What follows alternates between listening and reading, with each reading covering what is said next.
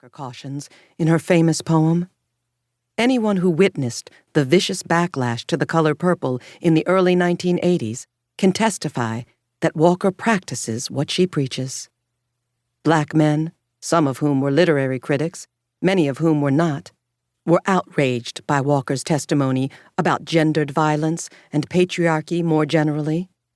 I was just a girl, and the passion surrounding the color purple made me aware for the first time that books were created by living, breathing artists. A novel was not only a story, but also a gauntlet thrown down by the hand of a large-eyed, brown-skinned woman from my home state. The response to her work was sweaty and deeply personal, like a fistfight.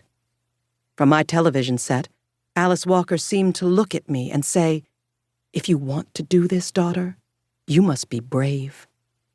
The color purple thrust Walker into the spotlight, but she had been grappling with thorny ideas and unpleasant truths for her entire life. As a novelist, Walker finds her wrestling takes the form of story. Fiction, some say, is the lie that tells the truth.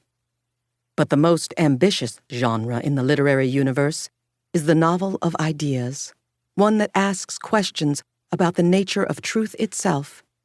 It overtly engages philosophical questions, turning them this way and that, so they may act as a prism, casting color onto the pages. Alice Walker might raise her eyebrows at this discussion, as designations like novel of ideas are far too often reserved for writers of great privilege, usually white and male. As she so clearly demonstrated in her landmark essay, In Search of Our Mother's Gardens, all people who have inquiring minds are philosophers, theorists, and artists. Everyday people, farmers, nurses, and professors alike, seek to understand the order of the universe and strive to make it more beautiful and more just. Walker's place among these seekers and menders has been clear from her earliest writings. Meridian, her second novel, published in 1976, engages the eternal mysteries of the human condition alongside conundrums specific to her experience as the daughter of a sharecropping family in a period of great social upheaval. With insight born of this particularity, Walker opens the novel with a quote from Black Elk, Heyoka of the Oglala Lakota people, reminding us that all of our American stories must begin with the acknowledgement that this land belongs to its indigenous people. While the societal conflict at the heart of this narrative is the maddening half-life of slavery, we must start at the beginning. The quote from Black Elk is homage, invocation, and warning. Ignore it at your own peril. Walker has always understood that the story of the world is many threads, braided, knitted, and knotted.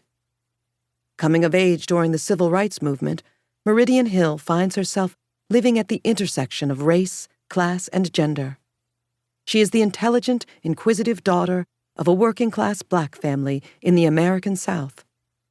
Her home life teaches her of the connection between the land and those who dwell upon it, and the delicate cord binding the living and the dead. Yet her home also demonstrates the hierarchies of culture and the sheer unfairness of biology.